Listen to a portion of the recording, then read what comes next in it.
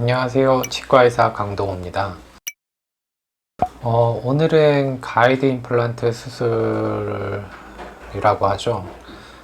여러분들 혹시 그냥 내비게이션 임플란트라고들 많이 들어보셨을 건데, 가이드 임플란트 수술에 대해서 오늘 한번 설명을 드리도록 하겠습니다. 임플란트 하시는 분들이 접하시고 알아보시다 보면 이 방법이 좋을 것 같은데 라고 하는 수술 방법 중에 하나인데요. 이 임플란트 수술할 때 가이드 임플란트 수술이 어떤 도움이 되고 또 어떠한 문제들이 또 벌어질 수 있는지 이런 거에 대해서 한번 알아보는 시간을 갖도록 하겠습니다. 임플란트 시술에 통증이 생기는 이유 중에 가장 큰 원인 중에 하나가 잇몸을 방해한다는 겁니다. 그래서 잇몸을 열게 되면 아무리 봐도 창상이라고 하는 우리 수술 부위, 이런 수술 부위에 부종도 생기고 또 이러한 잇몸들을 수술 중에 계속 건드리기 때문에 시술 후에 거기에서 통증이 많이 생기거든요. 실제로 뼈 자체는 신경이 그렇게 많이 분포하고 있지 않기 때문에 시술 후에 통증이 뼈에서 오는 경우는 그렇게 많지 않습니다. 오히려 이제 그 시술 부위의 잇몸이 많이 열리게 되면서 통증이 생기는 경우가 많은데, 그래서 혹시 이제 들어보셨을지 모르지만 무절개 임플란트라는 이야기를 좀 들어보셨을 거예요.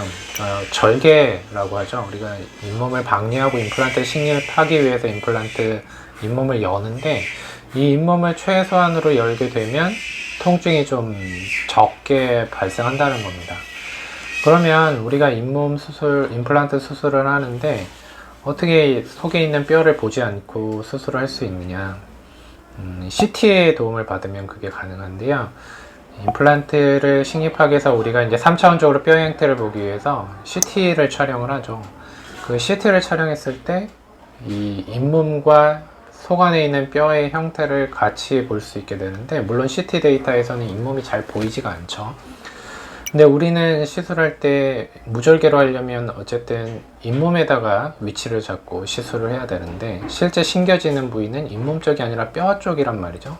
좀 설명이 어려울 수도 있는데, 시술하는 사람은 잇몸을 뚫고 들어가는데 CT에선 잇몸이 보이지를 않고 뼈만 보이게 되니까 그 위치를 어떻게 잡을 수 있느냐, 거기서부터 이제 시작이 됩니다. 이제 이거는 기술적인 문제는 사실 환자분들이 이런 것까지 아실 필요는 없는데, 또 궁금해 하시는 분들도 있을 수 있다고 생각하고 원리를 알아야 또 이제 왜 이게 어떤 면에서는 장점이 있고 어떤 면에서는 단점이 있는지를 알 수 있기 때문에 그것도 같이 한번 설명드리려고 해요.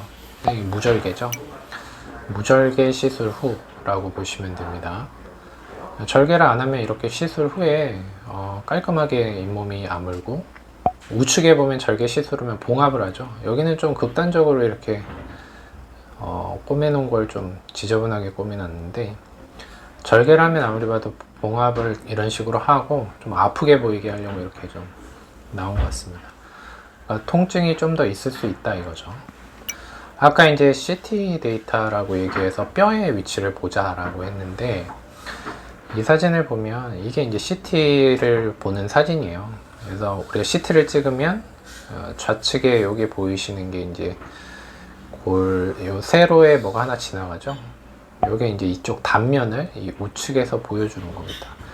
그래서 이 사진은 뭐냐면 입 안에다가 우리가 뭐 장치를 하나 끼워 놓고 그걸로 이제 CT를 찍어서 아까 말씀드렸던 잇몸하고 뼈의 위치가 정렬이 돼야 되는데, CT 데이터만 가지고는 잇몸의 위치가 정확히 정렬이 되지 않기 때문에 잇몸의 위치를 이런 식으로 뭘 입안에다 하나 끼우고 사진 촬영, CT 촬영을 하게 되면 잇몸하고 뼈의 위치가 정렬이 돼요. 그래서 중첩을 시키는 거예요. 중첩을 시켜서 잇몸 위치 여기쯤에다 우리가 수술을 하면 뼈의 이쪽 위치에 임플란트가 심겨진다라는 원리로 수술을 합니다.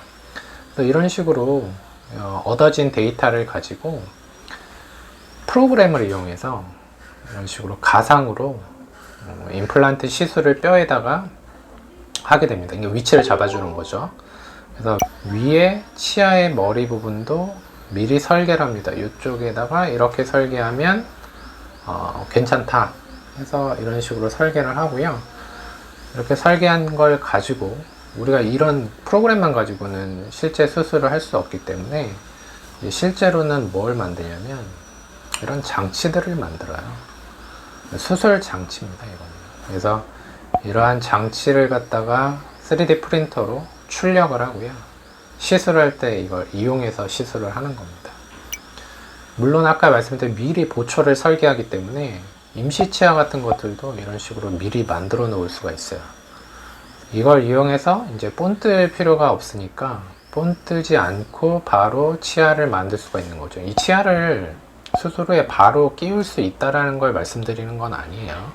보통 그렇게들 많이 알고 오시더라고요. 뭐 내비게이션 임플란트라면 보철이 미리 나오기 때문에 이걸 가지고 바로 치아로 올릴 수 있다. 그럴 수 있는 경우도 있는데 그렇지 못한 경우도 꽤나 많기 때문에 분별하셔서 접근을 하셔야 됩니다. 실제 사례에서 한번 이제 설명을 좀 드리도록 하겠습니다.